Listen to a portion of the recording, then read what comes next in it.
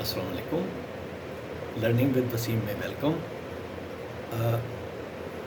पुराने सिलसिले को हम जारी रखते हुए जहां हमारी इन्वेस्टमेंट का टॉपिक चल रहा था, जिसमें हम फाइनली कमोडिटीज़ के ऊपर एक लेक्चर डिलीवर कर चुके हैं, तो आज का मेरा टॉपिक होगा म्यूचुअल फंड्स और बॉन्ड्स के ऊपर, ताकि हम इसको भी थोड़ा सा एलोबरेट कर लें कि किस तरह हम म्यूचुअल फंड्स में, शेयर्स में और बॉन्ड्स में और बैंक्स में इन्वेस्ट कर सकते हैं और उसके क्या क्या मेरिट्स और डिमेरिट्स हैं।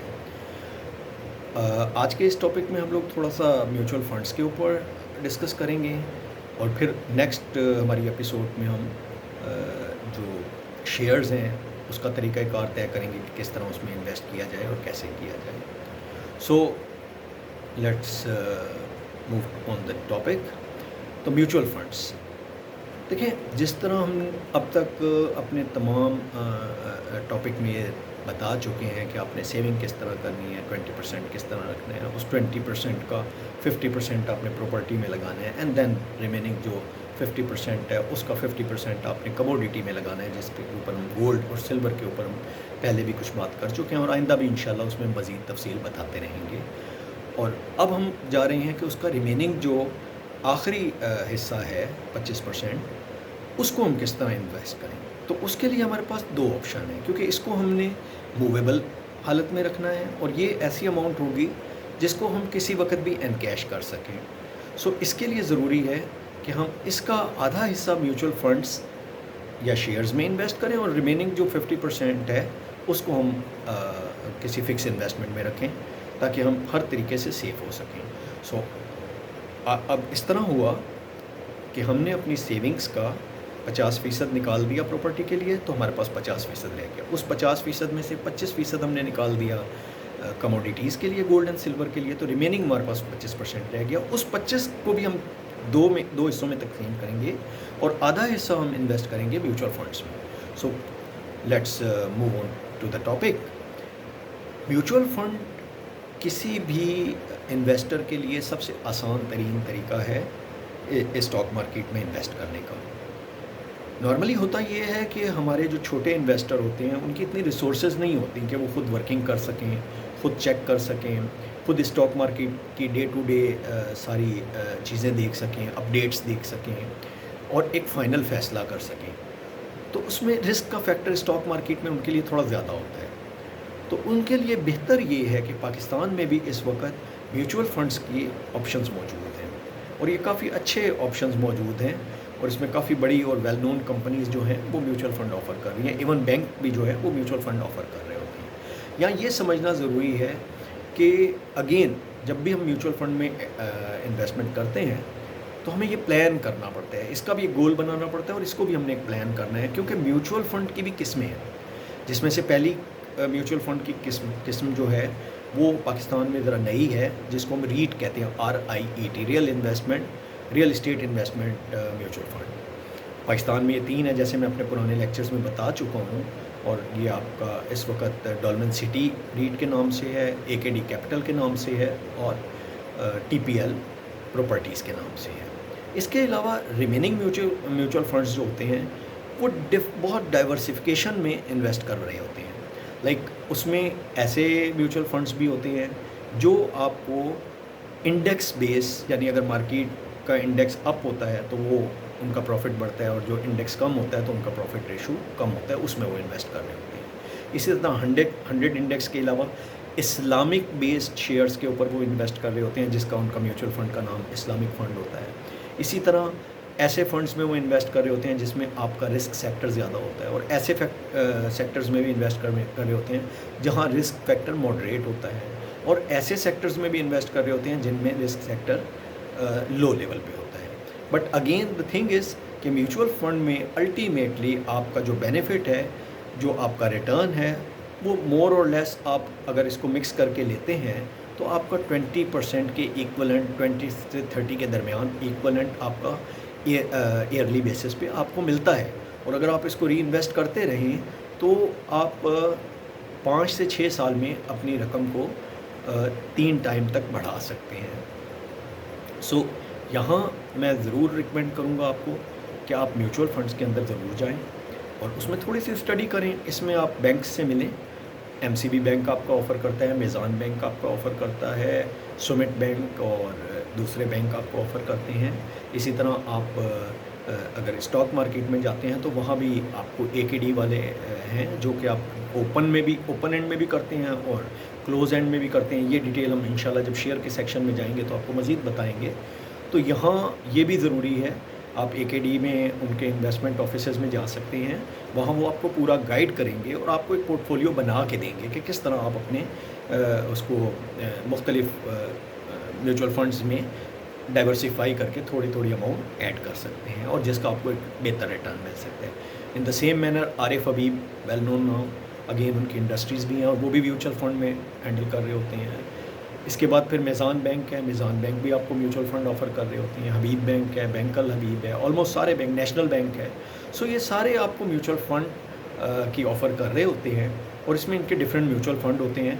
जब आप इनके साथ बैठते हैं तो ये आपको पूरी डिटेल के साथ ये बताते हैं कि कौन सा म्यूचुअल फंड आपके लिए किस तरह बेहतर है, आपकी अमाउंट के हिसाब से कौन सा म्यूचुअल फंड आपको सूट करता है।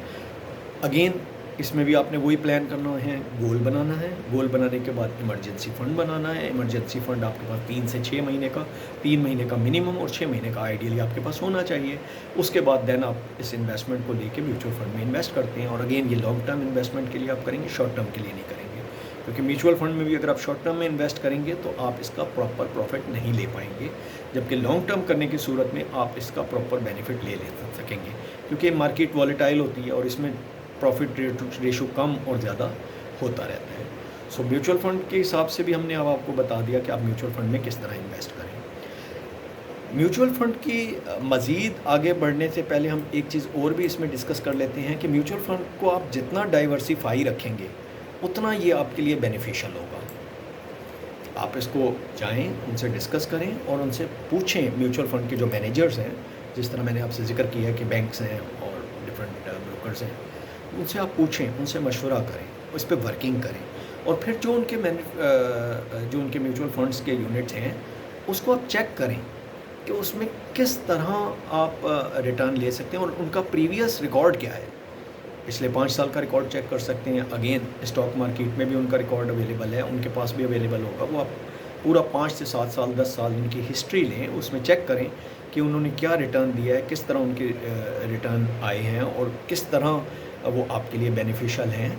सो इसमें जब आप इन्वेस्ट करते हैं तो अगेन ये आपके लिए एक सेफ़ इन्वेस्टमेंट भी होती है और इसका रिटर्न भी आपको बेहतर मिलता है। यहाँ ये जानना भी बहुत ज़रूरी है कि आपने ये भी चेक करना है कि म्यूचुअल फ़ंड जब आपके लिए फ़ंड मैनेज करते हैं तो वो अपनी एक फ़ीस लेते हैं, तो आपने ये भी ज़रूर उनसे चेक करना है कि उसकी फ़ीस कितनी है, क्योंकि आप म्यूचुअल फ़ंड जब ले रहे हैं तो आप ये ज़रूर चेक करें कि उनमें आप कितनी फ़ीस वो अपनी चार्ज कर रहे हैं, क्योंकि नॉर्मली ये 2% से 4% तक होती है, बट इससे ज़्यादा अगर हो तो वो आपके लिए महंगी हो जाएगी। सो आप ये भी चेक करें और देन ये अब जब सारी चीज़ें चेक कर चुके होंगे तो फिर आपके लिए बहुत आसान हो जाएगा कि आप अपना एक पोर्टफोलियो बना सकें। यहाँ ये बताना भी ज़रूरी है कि म्यूचुअल फ़ंड बहरहाल इन्वेस्टमेंट बेस्ड होते हैं और इसमें लॉस का चांसेस भी होता है, लेकिन अगर आप लॉन्ग टर्म लेते हैं तो अल्टीमेटली आप प्रॉफिट गेन करते हैं, क्योंकि अगर एक साल उसमें थोड़ा सा लॉस या थोड़ा सा बियरेबल प्रॉफिट आता है तो अगले साल उसको वो कवर कर लेता है और ये लोग अपनी इन्वेस्टमेंट को डाइवर्सिफाई करते रहते हैं, जिसकी वजह से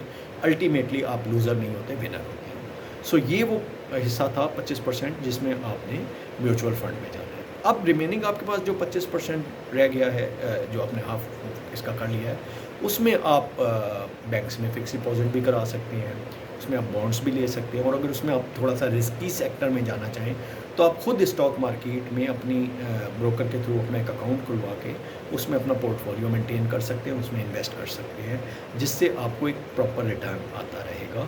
और ये रिटर्न आपने खर्च नहीं करना बल्कि अगेन री इन्वेस्ट करना है, ताकि अल्टीमेटली लॉन्ग टर्म इन्वेस्टमेंट में ये सारी अमाउंट आपको एक रीज़नेबल प्रॉफिट दे और फिर उस अमाउंट को आप एक अच्छे तरीके से प्लान कर सकें कि उसको कहाँ कहाँ री इन्वेस्ट करना है। सो आज का टॉपिक मेरा ख्याल है यहीं तक हम महदूद करते हैं। अगले टॉपिक्स में इंशाल्लाह हम मज़ीद बताएंगे आपको कि क्या क्या चीज़ें और इसमें नए नए नॉन कन्वेंशनल वेज़ कौन से हैं जहाँ आप इन्वेस्ट कर सकते हैं और उन नॉन कन्वेंशनल में आप कितना प्रॉफिट गेन कर सकते हैं, कौन सी ऐसी चीज़ें हैं जो आप अपने घर से शुरू कर सकते हैं उससे आप रिटर्न ले सकते हैं, उसमें आप इन्वेस्टमेंट कर सकते हैं, उसमें अपना अमाउंट सेव कर सकते हैं। तो ये सारी चीज़ें इंशाल्लाह हमारे आने वाले प्रोग्राम्स में चलती रहेंगी और हम आपके साथ डिस्कस करते रहेंगे। अब मैं आ जाता हूँ, हमारे कुछ साहिबान ने, कुछ दोस्तों ने हमसे कुछ क्वेश्चंस भी किए थे, तो मैं चाहता हूँ कि उनको थोड़ा सा ब्रीफ भी कर दूँ। तो उसमें से हम रैंडमली सिलेक्ट करते हैं सारे क्वेश्चंस के भी हम कोशिश करेंगे आपको जवाब दे सकें। तो रैंडमली हमने आज जो एक क्वेश्चन उसमें से निकाला है वो ये था कि हमारे एक व्यूवर ने हमसे ये सवाल किया है कि अगर मेरी इन्वेस्टमेंट 5,000 रुपये हो तो मैं उसको किस तरह रियल इस्टेट में इन्वेस्ट कर सकता हूँ। तो उसका बड़ा सिंपल सा जवाब है, जिस तरह हमारे पुराने प्रोग्राम्स में हम बता चुके हैं कि सबसे पहले तो आपने 3 से 6 महीने अपना 5,000 रुपये के हिसाब से सेविंग करनी है, जो कि आपका इमरजेंसी फ़ंड होगा। वो आपने कहीं इन्वेस्ट नहीं करना। तो ज़्यादा से ज़्यादा आप उसको इन्वेस्ट करना चाहें तो आप उसको फ़िक्स्ड बैंक में डिपॉज़िट में रख सकते हैं, सेविंग अकाउंट में, बट उसको आपने कहीं इन्वेस्ट नहीं करना। ये आपकी वो अमाउंट होगी कि जब आप अपना गोल शुरू करेंगे, अपना प्लान शुरू करेंगे, और उस वक्त जब आप इन्वेस्टमेंट करना शुरू करेंगे तो किसी स्टेज पे अगर कोई ऐसा प्रॉब्लम आ जाता है जब आप वो किस्त अपनी सेविंग के लिए नहीं निकाल सकते, तब आप वो यहाँ से वो अमाउंट निकाल के उस सेविंग के प्लान को देंगे। सो सबसे पहले तो आपने 6 महीने के लिए सेविंग का अमाउंट अलग कर लिया। देन उसके बाद अब आपने रियल इस्टेट में इन्वेस्ट करना है। तो आप एक प्लान कर लें। मिसाल के तौर पे आपके पास 2 चॉइसेस होंगी। एक तो प्लान ये है कि आप डायरेक्ट फ़िज़िकल रियल इन्वेस्टमेंट में ना जाएं, और जिस तरह मैंने आपसे ज़िक्र किया है कि इस वक्त डॉलमेन सिटी रीट बहुत अच्छा एक म्यूचुअल फ़ंड है, मैं उसको पसंद करता हूँ।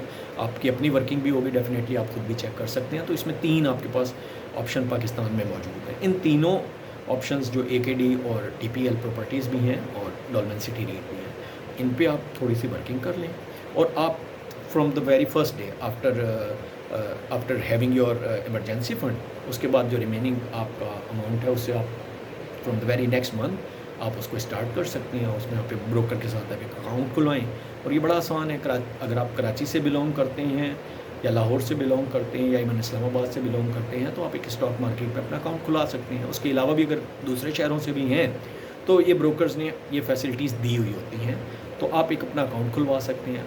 उस अकाउंट ये आप AKD में और आरिफ हबीब में भी अपना अकाउंट खुलवा सकते हैं। सो इस तरह का एक अकाउंट खुलवाएं जिसमें मिनिमम रिक्वायरमेंट आपकी 5,000 होती है। तो पहले महीने आपने वो 5,000 रुपये सेव कर दिया, उससे आपने अकाउंट खोल दिया। देन आप उसमें हर महीने 5,000 रुपये के डॉलमेन सिटी रीट या AKD प्रॉपर्टीज़ या TPL की प्रॉपर्टीज़ की आप इन्वेस्टमेंट करते रहते हैं। तो उसमें आपको रिटर्न भी आता रहेगा, क्वार्टरली आमतौर पे प्रॉफिट भी देते हैं, जो कि इनकी रेंटल प्रॉपर्टीज़ से आता है, और प्लस आपका कैपिटल गेन भी होता रहेगा। और ये वो इन्वेस्टमेंट होगी जो आपकी रियल इस्टेट में ही हो रही होगी, क्योंकि ये लोग इन्वेस्टमेंट अपनी सिर्फ और सिर्फ रियल इस्टेट में ही करते हैं। इस फंड का मकसद ही ये है कि रियल इस्टेट में इन्वेस्ट किया जाए और उन कमर्शियल रियल इस्टेट को इन्वेस्ट करके उसका रिटर्न आपको दिया जाए अपनी फ़ीस काटने के बाद। तो ये रेंटल इनकम में आपको शेयर देते हैं, जो कि आमतौर पे क्वार्टरली दे रहे होते हैं या हाफ ईयरली दे रहे होते हैं, और ये जो प्रॉफिट आपको आए उसके इक्विवेलेंट आपने फिर वापस इसमें री इन्वेस्ट करना है उस 5,000 के अलावा, ताकि आपका ये इन्वेस्टमेंट भी सेविंग होती जाए और जितना आपका प्रॉफिट आ रहा है वो भी री इन्वेस्ट होता जाए, और साइमल्टेनियसली आपको साल 2 साल बाद इसका कैपिटल गेन भी मिलेगा। एक अगर आप आज से 1 से 2 साल पहले देखें तो डॉलमेन सिटी रीट का जो मार्केट वैल्यू थी वो तकरीबन 11 से 12 रुपए के दरमियान थी, जो आज की स्लो मार्केट के अंदर भी 13.5 से 14 के ऊपर मूव कर रही है। सो आपके पास एक बड़ा अच्छा ऑप्शन आ जाता है कि आपने इसमें पैसा जमा कर लिया, और जब आपने ये पैसा आपने एक ख़ास अमाउंट तक जमा कर लिया, फिर आप इसमें से इनकैश करके आप फ़िज़िकल प्रॉपर्टी भी ख़रीद सकते हैं।